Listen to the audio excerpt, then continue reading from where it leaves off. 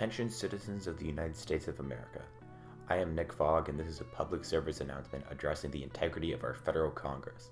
Congressmen and women throughout the years have always had a few crimes here and there, but in the recent 20 years, crimes have skyrocketed to an unhealthy level. That's why I'm here, partnered with Citizens for Responsibility and Ethics in Washington and the U.S. Term Limits Organization to bring justice to our Congress. Our goal is to clean up the corruption in Congress and re-establish the integrity of our legislative branch. To attack this corruption head-on, we are focusing on amending the Constitution, the addition of term limits for our federal Congress members, establishing senators to only serve 2 terms for a maximum of 12 years in office, and House members 3 terms for a maximum of 6 years in office.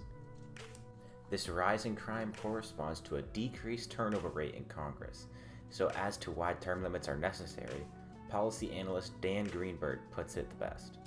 Term limits are needed at all levels of government. However, because of the large electoral advantages wielded by incumbents, the historically low rate of turnover, the greater threat from special interests, and the unique power held by federal legislators, it is especially important to apply term limits to Congress. So statistically, this makes sense. But to further alert you to the crisis, here are a few examples in the past decades where senators and House members have used their roles selfishly and bred corruption inside Congress. Representative Dave Rivera of Florida was named one of the most corrupt members of Congress. He engaged in tax fraud and money laundering scandals throughout the early and mid-2000s. Some of these included his makeup company, Millennium Marketing Incorporated. This company brought in $1 million from contracts with casinos, and none of the money made was ever taxed. Rivera has been under investigation from the FBI, IRS, and many other law enforcement. Sloan states, the question is no longer if Representative Rivera will get indicted, but when and by who. Our next example is Representative Laura Richardson of California. She was investigated by Crew for forcing congressional staff to work on her re-election. Now, this isn't corruption per se, but it just shows the love of power that goes into our congressional heads. When investigated on ethical grounds for workplace, Richardson tried to obstruct the investigation and was fined for it properly. The final example today is Senator Kelly Loeffler of Georgia. This example is very recent, happening this year in 2020. After receiving important classified information during a congressional meeting, Loeffler delved into some insider trading. The Department of Justice quickly rose to an investigation about this.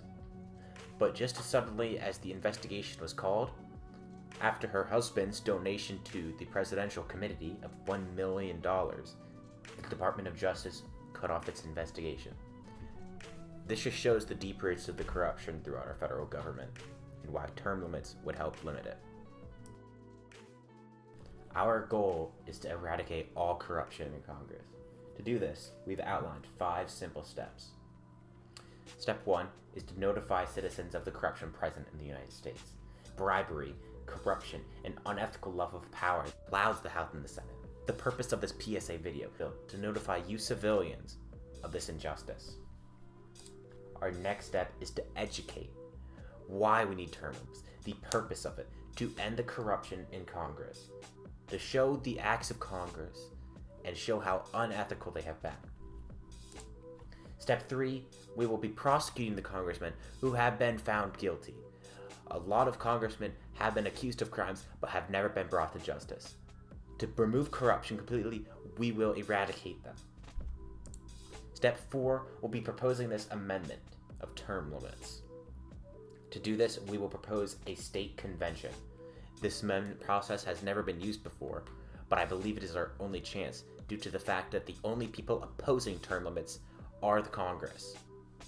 So therefore, going through Congress would be the least effective way of getting this action passed. And of course, our 5th step would be ratifying the amendment through our state legislatures.